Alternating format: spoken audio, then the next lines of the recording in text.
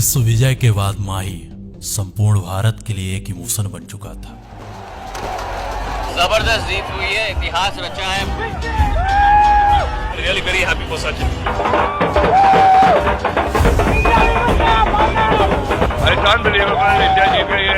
हम क्या सकते हैं, world champion. See a World Cup win, see the world being in our hands.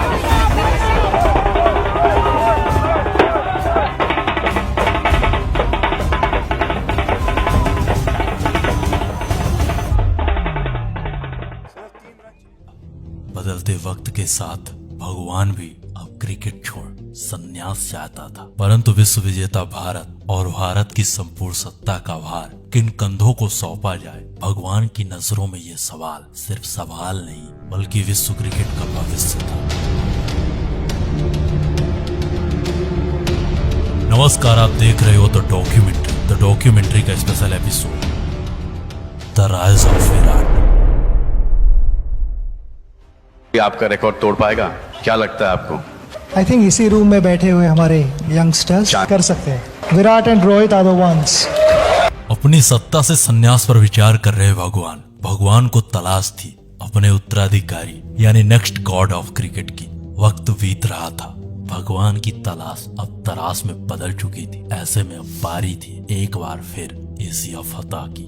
संपूर्ण विश्व जीत चुके माही की अगुवाई में भारत एक बार फिर एशिया फतह करने के उद्देश्य से मैदान पर उतरता है, परंतु इस सफर में टीम इंडिया बांग्लादेश से अपना दूसरा मैच 5 विकेट से हार जाती है। बांग्ला के हाथों मिली इस हार से भगवान की तलाश पर कई सारे सवाल थे, परंतु कुदरत का निजाम देखो, उस दिन उसकी एक पारी से भगवान की तलाश पूरी हो गई और विश्व क्रिकेट को एक नया शासक, एक नया सम्राट मिला।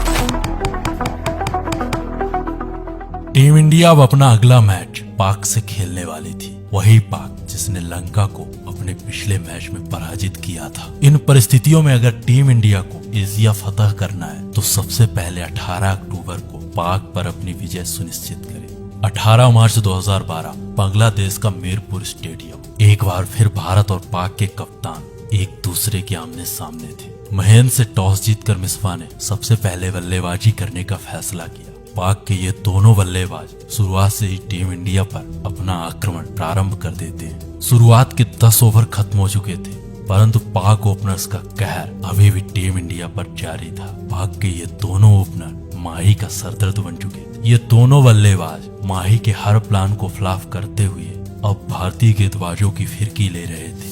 20 ओवर की समाप्ति तक पाक का स्कोर 121 पहुंच चुका था। अभी तक माही का हर प्लान पाक के इन दोनों बल्लेबाजों के सामने फ्लॉप रहा। 33वें ओवर में प्रोफेसर का शतक आया और 35वें ओवर में नासिर ने अपना शतक जमाया। इन दोनों बल्लेबाजों के पराक्रम से 35 ओवर तक माही का हर प्लान पूरी तरह फ्लॉप रहा, परंतु 36वें ओवर के इस बॉल पर अश्विन ने जमशेद को आउट कर भारत को पहली सफलता दिलाई। फिर अगले ओवर में टिंडा ने प्रोफेसर हाफिज को अपना शिकार बना लिया। जमशेद और हाफिज की ये जोड़ी अब टूट चुकी थी। दोनों पवेलियन की राह पकड़ चुके थे। इन दोनों के आउट हो जाने के बाद अब 40 ओवर का खेल खत्म हो चुका था। पाक के खाते में 256 रन थे। यूनुस और अकमल पाक को संभालने का प्रयास कर रहे थे, परंतु 42वें ओवर में प्रवीण कुमार ने अकमल को आउट करके पाक को तीसरा बड़ा झटका दिया। एक बेहतरीन शुरुआत के बाद पाक को जरूरत थी एक बेहतरीन फिनिश की, परंतु यूनुस खान के अलावा पाक का कोई दूसरा बल्लेबाज एक बड़ा स्कोर नहीं कर पाया और नतीजन पाकिस्तान 329 रन बना पाती है। ये रहा पाक बल्लेबाजों का स्कोर कार्ड और ये रहा टीम इंडिया के गेंदबाजों का स्कोर कार्ड।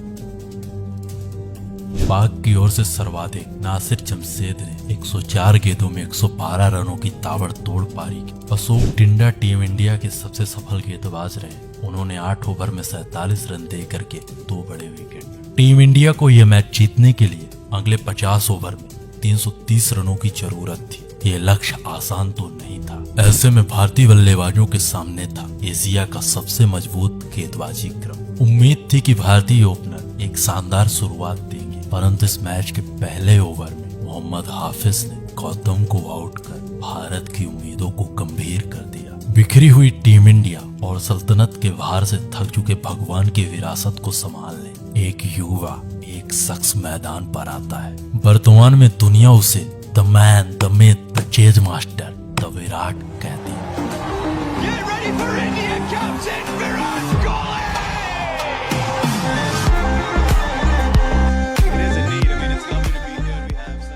परंतु उस दिन तक वो दुनिया के लिए सिर्फ विराट था। भगवान के संग उसने उस पारी को संभाला और 10 ओवर तक टीम इंडिया को 58 रनों तक पहुंचा दिया। रिक्वायर्ड रन रेट और करंट रन रेट दोनों ही बराबरी पर थे। टीम इंडिया को बिना विकेट खोए आवेशी रनगति के हिसाब से रन बनाने थे। पारी के 13वें ओवर में विराट और सचिन ने मिलकर के शाहिद आफरीदी को आड़े हाथ लिया और आफरीदी के इस ओवर पर बैक टू बैक 2 चौके लगा दिए। ठीक यही हसर इन दोनों ने 15वें ओवर में बहाव के साथ किया। युवा विराट के बैट से निकलते हुए ये शॉट्स, इन शॉट्स को देख करके संपूर्ण विश्व स्तब्ध था।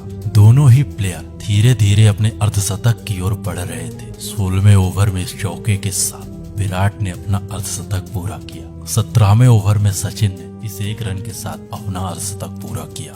19वें ओवर तक टीम इंडिया 131 रन तक पहुंच चुकी थी। Required run rate current run rate से कम हो चुका था, परंतु अजमल ने सचिन को आउट कर भारतीय टीम को एक बड़ा झटका दिया।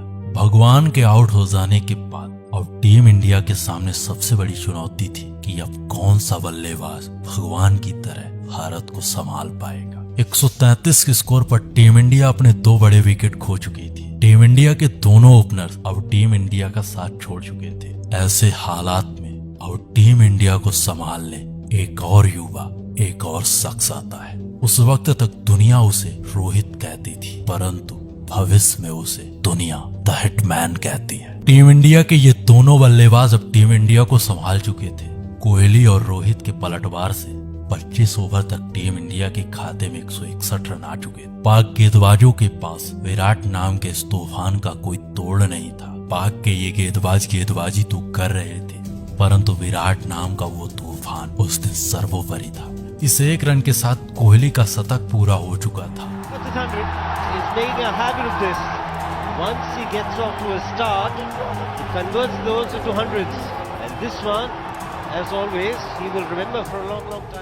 भारत अभी भी जीत से बहुत दूर था, परंतु रोहित और विराट के रहते भारत मैदान हार जाए ऐसा हो नहीं सकता था। टीम इंडिया के इन दोनों बल्लेबाजों के सामने पाक के सारे गेंदबाज बेबस नजर आ रहे थे। रन रथ पर सवार ये दोनों बल्लेबाज पाक के गेंदबाजों को दौड़ा दौड़ा कर खदेड़ रहे थे। 35 ओवर तक टीम इंडिया 215 रन बना चुकी थी, परंतु यहाँ required run rate current run rate से अब आगे बढ़ रहा था। ऐसे में अब जरूरत थी कुछ बड़े प्रहारों की आवश्यकता को देखते हुए कोहली ने सबसे पहले अजमल को अपना शिकार बनाया और अजमल के इस ओवर में 10 रन बटोर लिए।